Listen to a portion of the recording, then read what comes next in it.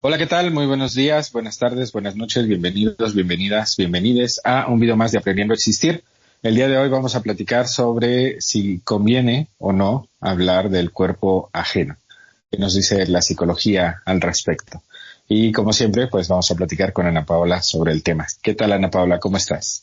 Hola Carlos, bien, aquí con otro día más, otro frío día más, para hoy hablar de el cuerpo humano, ¿no? De si es necesario hablar de él o no. Yo creo que en los últimos años, no sé si siglos, de por sí yo creo que había un estigma más hacia las mujeres desde siempre, pero en general con el marketing o la mercadotecnia de últimos años se estipula cómo sería el ideal del cuerpo humano, y también cómo tendría que verse, ¿no? Entonces, muchas veces el estar insinuando cómo tienes que verte, a veces pueden ser críticas o inclusive halagos o comentarios pasivo-agresivos con respecto de cómo es el cuerpo de otras personas. Entonces, tendríamos que hablar de cómo manejar la conversación con el cuerpo humano de otros y a lo mejor hasta con uno mismo, porque nosotros también somos muy críticos al respecto, ¿no? Entonces, vamos a ver esta idea de cómo me veo a mí mismo, sobre todo con un aspecto personal de mi cuerpo. Entonces, vamos a platicarlo y vamos a intentar entender desde dónde viene esto y por qué al sistema o a la cultura les interesa tanto este concepto del cuerpo físico y a quién beneficia. Bueno, es importante entender que desde el punto de vista psicológico es viable o es factible poder hablar del cuerpo de otras personas, siempre y cuando tomamos en cuenta el contexto, siempre y cuando tomamos en cuenta la intención desde la cual se habla y, por supuesto, el criterio desde el cual se está hablando o mencionando el cuerpo del otro. La mayoría de las corrientes psicológicas, cuando una persona habla del cuerpo, en realidad lo que está haciendo es una proyección de su propia emoción o su propio pensar y sentir de su propio cuerpo. Entonces, por eso es muy importante tratar de no hacerlo, sobre todo a partir de 5 criterios que nos conviene tomar en cuenta. Por ejemplo, no conviene hacer diálogos sobre el cuerpo del otro a partir de una perspectiva despectiva o burlona.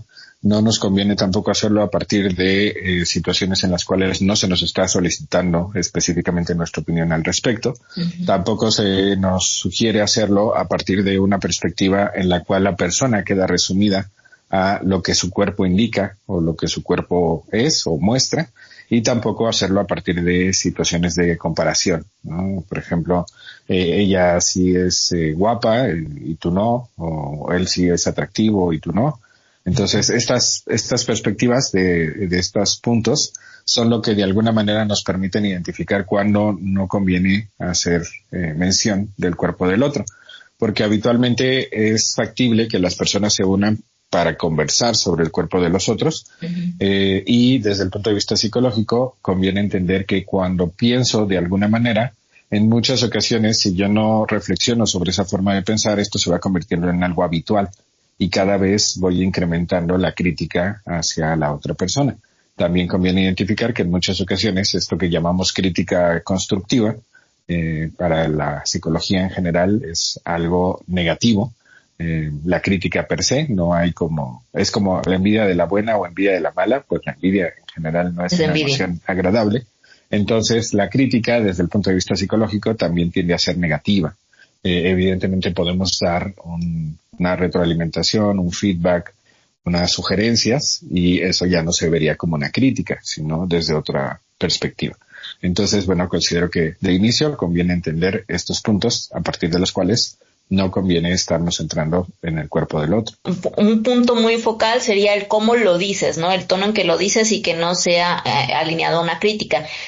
Aquí también me parece importante a lo mejor meter en conversación el tema de salud, porque muchas veces se confunde o hay líneas muy delgadas entre qué es saludable y qué no es saludable, porque muchos doctores a lo mejor van a hablar del cuerpo humano porque ellos estudian el cuerpo humano para que esté saludable, ¿no?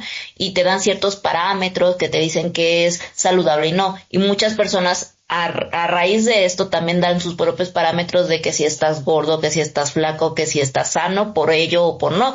Inclusive hace años también se decía de nuestras abuelas, no sé si a ustedes les pasó así, que entre más comieras o más gordito estuvieras, para ellas eran sano, ¿no? O en otras, sobre todo en exposiciones, en publicidad, o en redes, se dice que la delgadez o estar haciendo mucho ejercicio, esa es la verdadera salud. Pero hasta qué punto, digo, todo tiene como su medio, ¿no? Mientras no sea súper extremo el asunto, pues entonces sí, a lo mejor sería un grado de salud, pero los doctores son los únicos que tendrían entonces la posibilidad de hablar del cuerpo ajeno, porque también hay doctores muy culeyes que no te hablan de una manera muy agradable. Yo creo que es válido a partir de ciertos parámetros que nos indican en cuestión estadística qué es lo sano y qué no lo es. En este caso, a partir, por ejemplo, de análisis clínicos, sería factible identificar cómo se encuentra una persona. Sin embargo, salvo que tengamos los análisis clínicos a la mano y sepamos leerlos con claridad, pues en general no tenemos suficientes criterios como para poder determinar cuándo una persona realmente está sana o cuándo no. Como bien lo mencionaste, esto tiene que ver con una cultura, con un sistema que va modificándose con el paso de los años. Hace aproximadamente 30 años, la perspectiva era que mientras más delgado o más delgada estuviera una persona, pues mucho más atractivo o atractiva era. Y posteriormente esto ha ido modificándose y ahora lo que vemos es una tendencia a sugerir que las personas más atractivas son aquellas que se ven con un cuerpo ejercitado, tonificado a partir de cuidado de la alimentación y del ejercicio. Entonces, me parece que evidentemente esto va cambiando en función de lo que al sistema le conviene, en función de lo que al sistema le interesa vender. Sigue siendo una tendencia el buscar la esbeltez, sin embargo, actualmente ya no es una esbeltez extrema, porque evidentemente eso detonó problemas de anorexia, de bulimia. Actualmente, ahora con esta nueva tendencia hacia el ejercicio, pues lo que estamos viendo es una nueva tendencia ahora a la vigorexia, del tema que ya hemos hablado anteriormente. Entonces, creo que sí es importante entender que hay repercusiones cuando hablamos del cuerpo del otro y esas repercusiones en muchas ocasiones terminan sumiéndonos a nosotros mismos en una situación de comparación y de competencia con los demás. Por ejemplo, la investigación en psicología indica que cuando una persona se ve sometida a este juicio crítico, negativo, normalmente empieza a disminuir su autoestima, se empieza a reforzar la cosificación, es decir, ver a las personas meramente como cuerpos y de ahí verles prácticamente como objetos. También en muchas ocasiones va generando normas rígidas a partir de las cuales ya no puedo salirme de ello porque en automático soy criticado y considerado poco saludable o poco atractivo o atractiva. También esto evidentemente va incrementando la inseguridad y esto va dificultando posteriormente la vinculación con nuevas relaciones de pareja que la persona quiera tener, porque precisamente se van quedando estas ideas, aunque la persona probablemente vaya modificando su alimentación, vaya ejercitándose, vaya cada vez sintiéndose más sano. En muchas ocasiones las etiquetas que se le pusieron desde la infancia o desde la adolescencia siguen estando vigentes en la adultez. Es decir, hay una dismorfia, es decir, la persona no logra verse como genuinamente los demás le observan, sino que tiene una distorsión de su propio cuerpo, que es lo que en muchas ocasiones termina en anorexia y bulimia. Entonces, me parece que sí es importante comprender que hay secuelas de estar en el foco de la crítica y que en muchas ocasiones esas secuelas pueden permanecer para el resto de la vida si no son atendidas. Entonces, muchos de nosotros tenemos precisamente ciertas problemáticas con nuestra imagen, con nuestra autoimagen, precisamente por muchas de las frases que nos dijeron en la infancia o en la adolescencia. Y como bien lo mencionaste, esto es doblemente crítico para las mujeres, porque al final pues vivimos en una sociedad patriarcal y machista, en donde sobre todo se cosifica a las mujeres y no tanto a los hombres.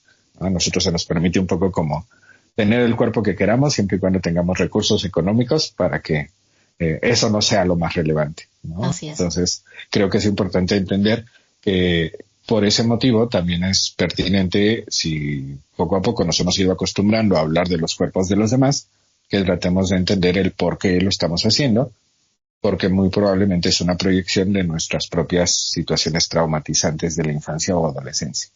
Claro.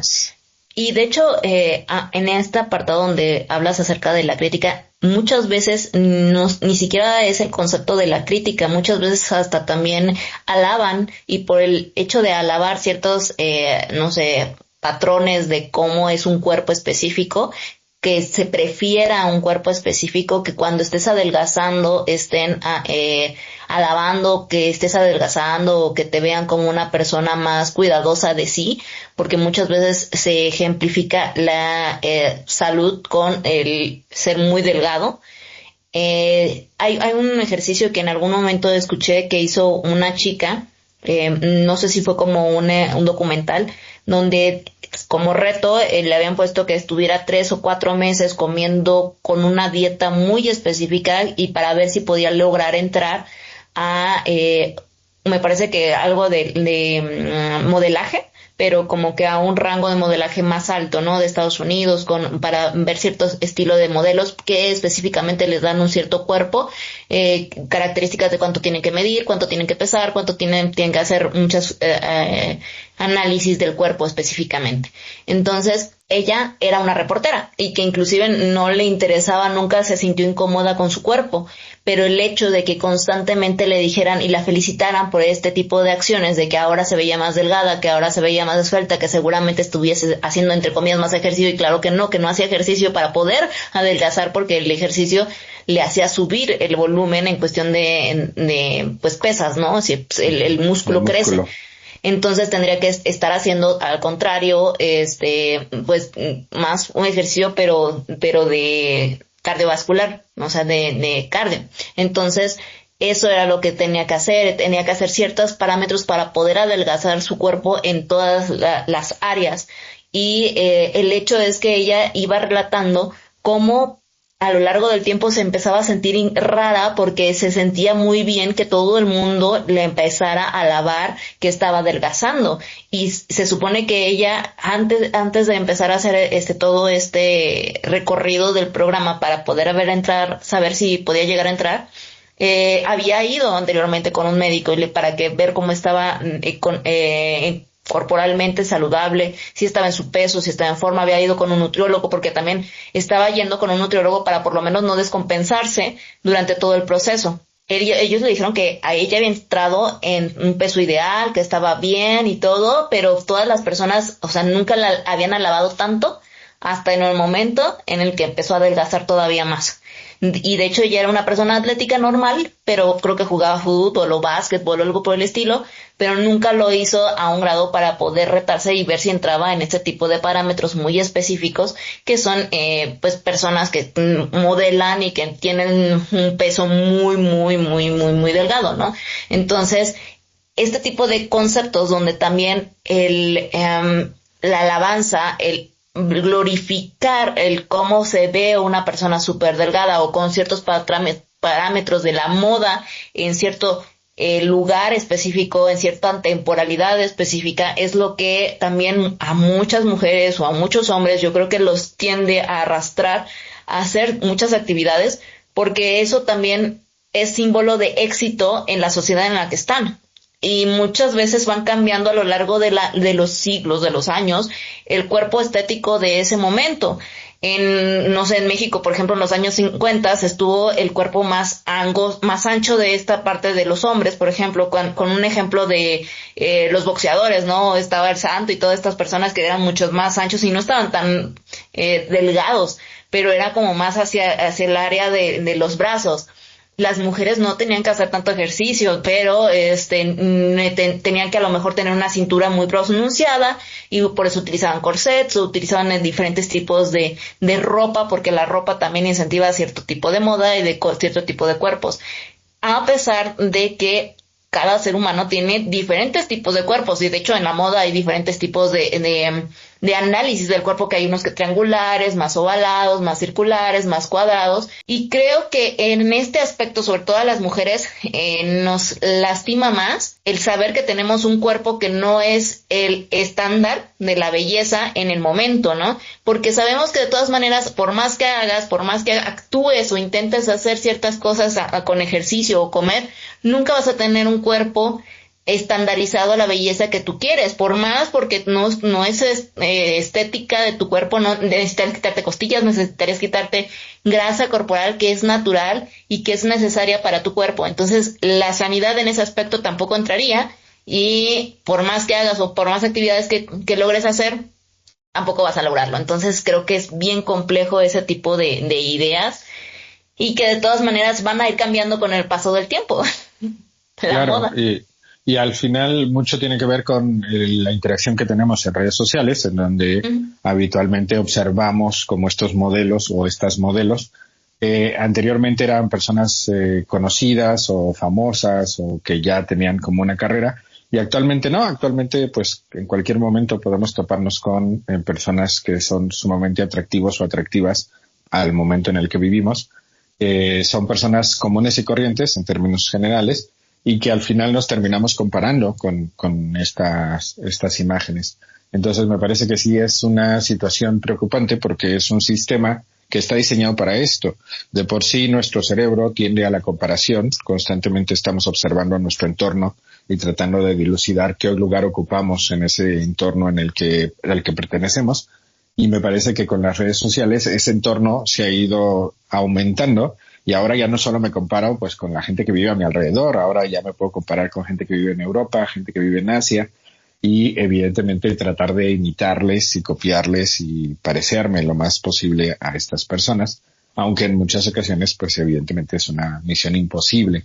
Esto es lo que está fomentando obviamente el sistema, porque al final el sistema lo que busca es que la persona se sienta mal consigo misma, porque lo que sabemos al día de hoy es que mientras peor me siento conmigo, más consumo. Y como vivimos en un sistema capitalista y consumista, entonces todo aquello que privilegie el aumento del consumo, pues va a favorecer o va a ser favorecido por el sistema mismo. ¿Por qué las personas que se sienten mal consumen más? Bueno, porque pueden consumir más productos para tratar de emular a las personas a las que quieren parecerse, o también en una intención de decir que eso no les es relevante, pues pueden irse del otro lado y decir, bueno, a mí no me importa, yo voy a consumir alcohol, voy a consumir cigarros, voy a consumir todo lo que de alguna manera me hace daño, porque yo no quiero pertenecer a ese estándar que el sistema me invita a pertenecer, y entonces en automático yo me sitúo del otro lado, pero al final también termina siendo un lugar en el cual se incrementa el consumo, porque las personas que en general se encuentran bien consigo mismas tienden a consumir menos, porque se dan cuenta de que no requieren prácticamente nada de afuera para poder sentirse bien, porque entienden que el bienestar tiene más que ver con cómo se sienten en su propia piel, en su propio cuerpo. Entonces, por eso es importante tratar de entender que esto es una tendencia que el mismo sistema produce, y tratar en la medida de lo posible de no alinearnos a ninguno de estos dos grupos que incrementan el consumo, sino tratar de identificar qué factores me hacen sentir bien independientemente de la parte física, porque al final eso es lo que más tiempo va a durar, porque nuestro cuerpo también con el paso de los años pues se va modificando, y le va costando, por ejemplo, más trabajo bajar de peso o desechar ciertas sustancias, nos vamos arrugando, entonces vamos quedándonos sin cabello, qué sé yo. Por eso es importante entender que los factores que realmente incrementan la felicidad no son factores externos, sino más bien cuestiones que conviene trabajar. La mayoría de nosotros podemos trabajarla en psicoterapia o a veces en filosofía. Claro. Y ahorita que mencionas esto de que al final del día el cuerpo humano tiene se degrada, ¿no? Por decirlo así. O sea, vamos perdiendo, deteriorándonos, y tenemos un grado inclusive donde supuestamente estás en tu cumbre de belleza.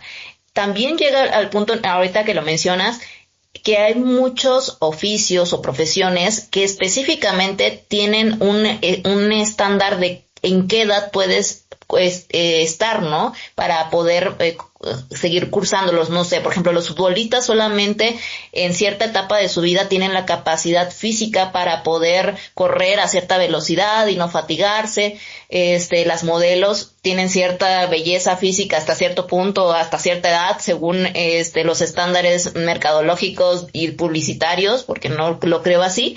Y que también en este tipo de conceptos hay muchas profesiones que te dicen, si no estás en este rango de edad o tu cuerpo no te permite permite estar visualmente en este rango de edad, no te permito ejercer.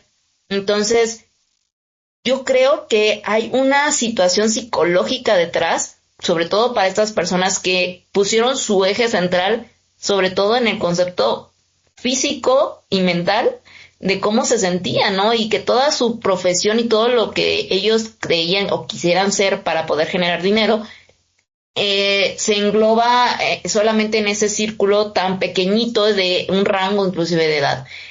¿Crees que estas personas, por ende, tengan mucho más problemas psicológicos después de perder este tipo de oportunidades o que ya no estén entrando en este parámetro de edades? Sí, efectivamente, porque al final también el sentirse desplazados, el sentirse que ya no forman parte de ese entorno en el cual de alguna manera al cual pertenecieron en algún tiempo, hace que el cerebro empiece a vivir una situación de pérdida y una situación de duelo. Entonces, evidentemente, también conviene trabajar con esos duelos que son más de índole emocional, más que una situación que fácilmente pueda ser percibida por los demás, porque probablemente sigues teniendo trabajo, simplemente ha disminuido, o ahora ya no te contratan para ciertas marcas, sin embargo te siguen contratando para algunas otras. Entonces, no necesariamente es tan perceptible por los demás, sin embargo, las personas sí lo llegan a sentir.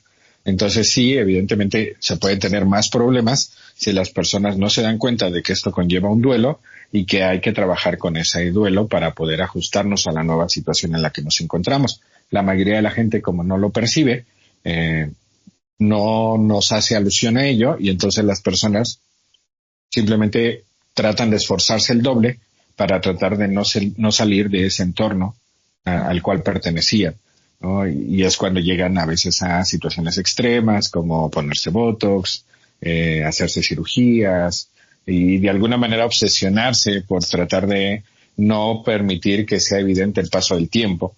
Y esto ocurre tanto en mujeres como en hombres, aunque anteriormente era más factible en mujeres, actualmente también ya lo vemos en hombres.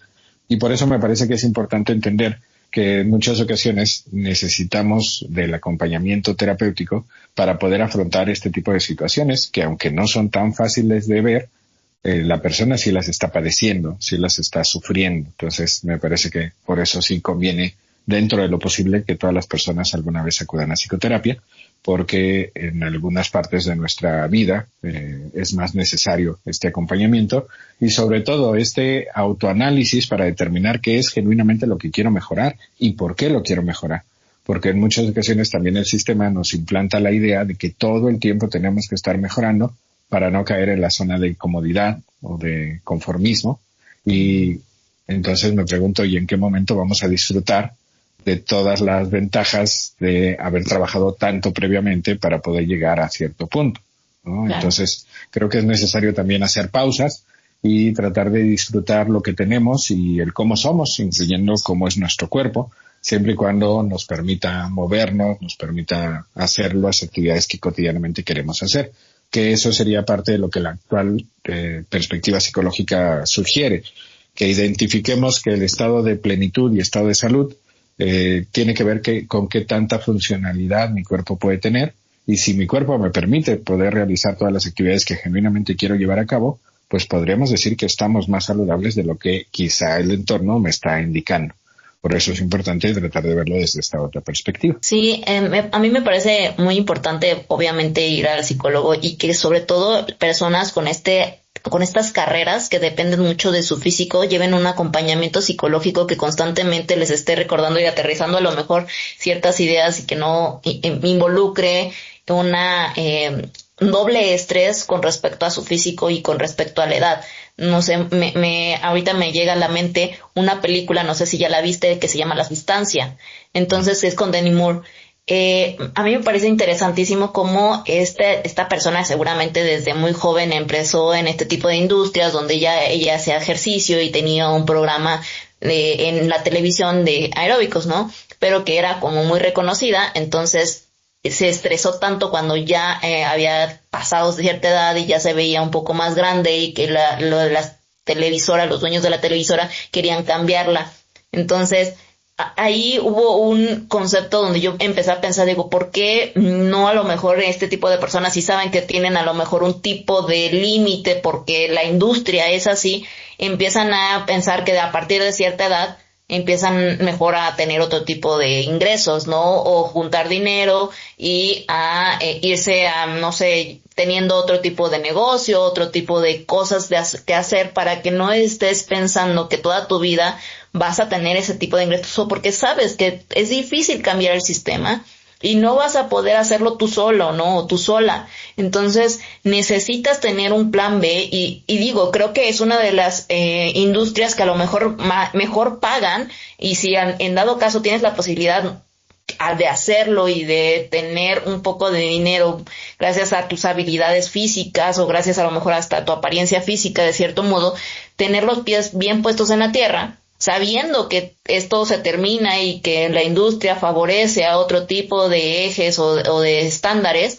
y sabiendo que a lo mejor va a ser temporal para posteriormente tú después hacer, no poner todas tus canastas en una sola, todos tus huevos en una sola canasta, ¿no? Como bien dice, y que posteriormente decir, voy a hacer tanto tiempo aquí y posteriormente voy a empezar a hacer otro tipo de dinámicas, otro tipo de cosas para poder subsistir y no solamente quedarme con esta idea. Yo me imagino que también los futbolistas han de tener esta idea en mente, porque también ellos son muy jóvenes, ya creo que a partir de los 30 y tantos o los 40 y tantos se tienen que salir, ya no los dejan estar en este tipo de dinámicas donde pues su cuerpo se supone que ya no es tan ágil como los de los jóvenes, ¿no? Entonces, este tipo de personas sí a lo mejor están más conscientes de que en determinado momento tienen que empezar a hacer otro tipo de negocios. Pero a las mujeres, sobre todo, lo he notado más en actores o en actrices o en este tipo de personas que, a pesar que sí las meten a lo mejor en otro tipo de películas, es el rango de los actores y las actrices que son jóvenes es mucho mayor al rango de que las ponen de protagonistas de personas mayores, ¿no? Entonces sí tendríamos que estar viendo siempre ser conscientes de que tenemos que tener varios huevos en la canasta y no depender de una sola situación física, sobre todo, que sabemos que va a cambiar, que el modelo de sistema económico que nosotros manejamos y de sistema social es muy específico y a lo mejor no es el adecuado, pero funciona así. Sí, digamos que son las reglas de ese tipo de empleos o ese tipo de profesiones. Y creo que sí sería pertinente que las personas tuvieran como esa planificación. ¿Cuál es la problemática? Que en general ese mismo sistema trata de que la gente no planifique en demasía hacia el futuro. Por eso tenemos actrices, actores y futbolistas que terminan en la pobreza, porque precisamente se enfocan demasiado en el momento presente. Porque también es verdad que no tenemos la certeza de hasta cuándo vamos a vivir. Y entonces ese tipo de sistemas lo que favorecen es que disfrutes al máximo porque igual y moriremos jóvenes, ¿no? ¿Cuál es la problemática? Que estadísticamente hablando, lo más probable es que superemos cierta edad y que entonces nos encontremos con cada vez menos recursos disponibles. Entonces a mí me parece que sí, sería padre que la gente lo planificara. Lamentablemente la mayoría de ese entorno no lo planifica porque el mismo sistema no les invita a ello. Y aquellos que podríamos planificarlo, pues a veces no tenemos esos recursos para poder decir, bueno, pues yo diversifico y pongo 20 negocios y como el clásico meme, ¿no? De compro 3 departamentos, vivo en uno y rento los otros 2. Sí, y claro. Bueno, pues si a veces me alcanza apenas para pagar mi renta, pues con menos posibilidades voy a poder siquiera comprar, ya no digamos 3, un departamento, ¿no? Entonces, sí, nosotros estamos, el grueso de la población no estamos en ese tipo de profesiones, no estamos en ese tipo de dinámicas. Sin embargo, terminamos imitando mucho de esas conductas precisamente porque lo vemos como algo cotidiano en nuestras plataformas, redes sociales, etcétera. Entonces, a mí me parece que nos compete a nosotros. Lo que nos compete a nosotros es tratar de identificar que probablemente sí lograremos tener cierta longevidad y sí tratar de planificar para esos momentos, entendiendo que a veces el sistema es tan precario que no es que vayamos a poder tener una excelente planificación, sobre todo cuando nos dedicamos, como tú y yo, a actividades muy por nuestra cuenta, ¿no? Sin trabajar directamente bajo una nómina, en un horario específico, de lunes a viernes, etcétera. Entonces creo que sí es importante comprender esto y por eso la importancia de empezar a sentirnos a gusto con nuestro propio cuerpo, con nuestra propia mente con nuestras propias compañías de nosotros mismos, porque eso precisamente nos va a permitir que cuando nos encontremos, sobre todo en situaciones de soledad, pues no sucumbamos a la tristeza y a la depresión, ¿no? Entonces, hablar de los cuerpos ajenos me parece que es más una proyección que una circunstancia de genuino interés en el otro. Más bien es una intención de que pongan el foco de atención en el otro para que no lo pongan en mí. Y a mí me parece que entonces conviene tratar de verlo desde otra perspectiva. Si las personas son afectas a ese tipo de programas en donde se encargan de criticar a otros, pues a lo mejor conviene ir disminuyendo la visualización de ello. Si son afectos a ver redes sociales para compararse con otros, pues habría que ir disminuyendo poco a poco ello. Y sí tratar de acercarse a médicos, a psicólogos, a nutriólogos, que precisamente vayan creando un plan específico para cada persona para que se encuentre en un punto de salud, no perfecto, no óptimo quizá, sin embargo sí funcional, porque creo que también en ese sentido la gente se puede obsesionar, ¿no?, por seguir 20,000 dietas que luego terminan descompensándolos y enfermándolos. Sí. Entonces, bueno, la invitación sería un poco tratar de detenernos si nos estamos convirtiendo en personas que somos sumamente críticas del cuerpo de los demás, entender que en muchas ocasiones eso es más una proyección de mi propio malestar conmigo mismo, y a partir de ello tratar de identificar qué profesionistas me pueden ayudar a que yo me empiece a sentir mejor conmigo, independientemente de los estándares que mi entorno me plantee todos los días, y tratar de disminuir mi interacción con plataformas que ensalcen esos estándares, porque eso es lo que me va a ayudar también a no sentirme triste y a no sentirme mal, porque la comparativa es algo inherente a un cerebro sano. Entonces creo que por ahí podríamos empezar a trabajar. Es parte de lo que intentamos en el ámbito de la psicoterapia cuando vemos a una persona con alguna problemática, ya sea de anorexia, de bulimia, de vigorexia. Y bueno, los resultados indican que en términos generales, aproximadamente en 3 meses, se van cambiando los hábitos y las personas empiezan a sentir más cómodas consigo mismas, disminuyendo también la comparativa con los demás. Sí, claro. De hecho, un dato con respecto a esto, más del 80% de las personas después de haber visto Instagram o una revista de mujeres sobre todo, se sienten muy deprimidas después de haberla visto, precisamente porque prácticamente todas las mujeres que aparecen en este tipo de plataformas o en este tipo de revistas tienen un cuerpo perfecto. Y en comparación, pues no son reales, ¿no? Además, este tipo de dinámicas, yo como diseñadora gráfica se los puedo decir, y creo que en las redes sociales ya lo han abierto un poco, de que son muy tratadas estas fotografías, tienen ciertas posiciones para que se vean estéticas a lo que se supone que tendría que ser la publicidad, y son prácticamente fantasía. Y eso muchas veces cuando te empiezas a sentir mal tienes que estar recordando, y sobre todo una como mujer, porque te ponen un estándar irreal, totalmente irreal de lo que tiene que ser tu cuerpo, de lo que tienes que formarte como una mujer. Entonces, cada vez que pasas mucho tiempo viendo este tipo de cosas te sientes incómoda porque dices, bueno, yo nunca voy a alcanzar esto, ¿no? Pero siempre tienes que recordar que no es real, que es una ilusión, que es casi como estar viendo una película de hadas, porque esto es simplemente una ilusión de un trabajo de muchísimas personas, tanto del fotógrafo, de la modelo, de la posición, de levantar la pompa, la panza y todo lo demás, inclusive con algunas modificaciones por ahí. Y que al final del día todo esto es para obtener solo un producto digital que se vea bonito y que pueda vender un producto y que te llame la atención.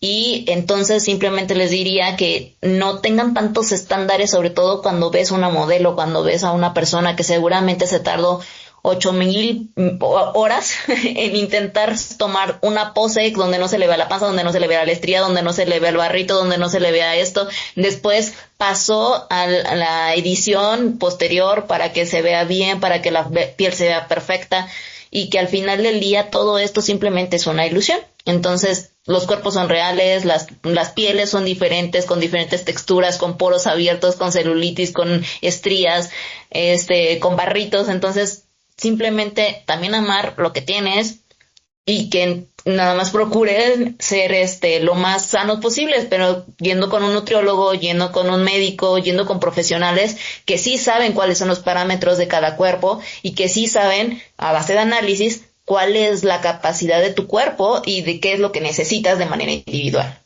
Ujú, exactamente. Y en la parte del uso del lenguaje para referirnos al cuerpo de los demás, creo que conviene hacernos 3 preguntas que nos ayudarían a lo mejor a determinar si aquello que vamos a decir estaría siendo inadecuado o estaría siendo algo pertinente. Por ejemplo, la primera pregunta que podríamos hacernos es, ¿realmente es necesario que diga esto? La segunda pregunta sería, ¿realmente aporta algo que diga esto? Y la tercera pregunta sería, yo diría esto si la persona la tuviera enfrente. Y en muchas ocasiones, aunque probablemente sí emitiría algún comentario, probablemente lo haría desde una perspectiva mucho más amable, mucho más compasiva, mucho más asertiva, mucho más amigable y evidentemente menos agresiva. Entonces, bueno, creo que esto nos ayuda un poco a tratar de dilucidar cuándo sí nos conviene hablar del cuerpo de otros y cuándo no.